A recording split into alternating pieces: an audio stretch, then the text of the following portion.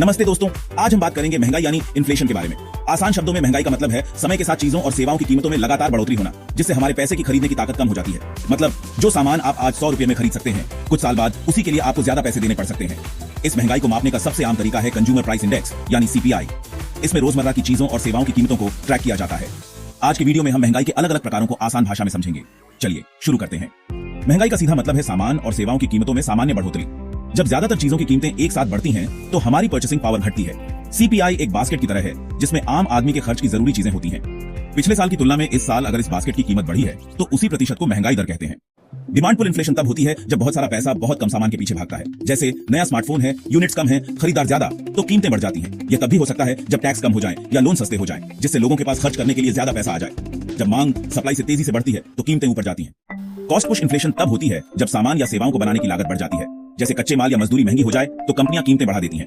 यह महंगाई supply side से आती है, मांग वही रहती है, लेकिन लागत बढ़ने से दाम बढ़ते हैं। प्राकृतिक आपदाएं, तेल की कीमतें या नए टैक्स भी इसकी वजह हो सकते हैं। बिल्ट इन इन्फ्लेशन लोगों की उम्मीदों पर आधारित होती है। जब लोग मान लेते हैं कि महंगाई बढ़ेगी, तो वेतन बढ़ाने की मांग करते हैं, जिससे कंपनियां कीमतें बढ़ा देती हैं। इस चक्र को वेज प्राइस स्पाइरल कहते हैं, और यह महंगाई को लगातार बढ़ाता है। डिफ्लेशन में सामान और सेवाओं की कीमतें लगातार गिरती हैं, जिससे पैसों की वैल्यू बढ़ जाती है। सुनने में अच्छा लगता है, लेकिन इससे मांग गिरती है, कंपनियां उत्पादन कम करती हैं और बेरोजगारी बढ़ती है। डिफ्लेशन अर्थव्यवस्था के लिए खतरनाक हो सकता है।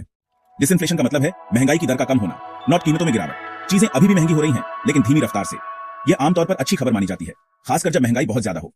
रिफ्लेशन तब होता है जब सरकार या सेंट्रल बैंक जानबूझकर अर्थव्यवस्था में थोड़ी महंगाई लाने की कोशिश करते हैं। इसका मकसद मंदी या डिफ्लेशन से बाहर निकलना होता है। सरकारी खर्च बढ़ाना, टैक्स कम करना या ब्याज दरें घटाना। इससे मांग बढ़ती है और अर्थव्यवस्था को रिस्टार्ट करने में मदद मिलती है। ग्रीडफ्लेशन तब होती है जब कंपनियां लागत से ज्यादा कीमतें बढ़ा देती हैं, सिर्फ मुनाफा बढ़ाने के लिए।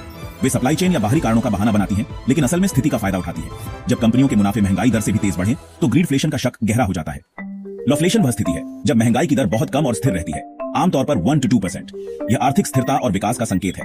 स्क्यूफ्लेशन तब होती है जब कुछ सेक्टर में महंगाई बहुत ज्यादा होती है, बाकी में कम या स्थिर। इससे आम आदमी की जरूरी चीजें महंगी हो जाती हैं, भले ही ओवरऑल महंगाई कम दिखे। तो दोस्तों, आज आपने महंगाई के अलग अलग प्रकारों को जाना। Demand pull, cost push, built in, deflation, disinflation, reflation, greedflation और स्क्यूफ्लेशन। महंगाई सिर्फ एक आंकड़ा नहीं, बल्कि हमारी जिंदगी को सीधे प्रभावित करती है। इसे समझना हमें बेहतर नागरिक और उपभोक्ता बनाता है। अगर वीडियो पसंद आया हो तो लाइक, शेयर, फॉलो और कमेंट करें, और बताएं कि आपको कौन सा कॉन्सेप्ट सबसे दिलचस्प लगा।